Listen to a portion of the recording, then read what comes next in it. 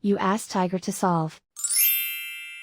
This deals with linear equations with one unknown. The final result is r equals -23. Let's solve it step by step. Group all constants on the right side of the equation. Add 19 to both sides. Simplify the arithmetic.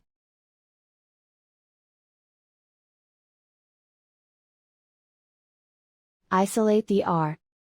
Divide both sides by -14. Cancel out the negatives.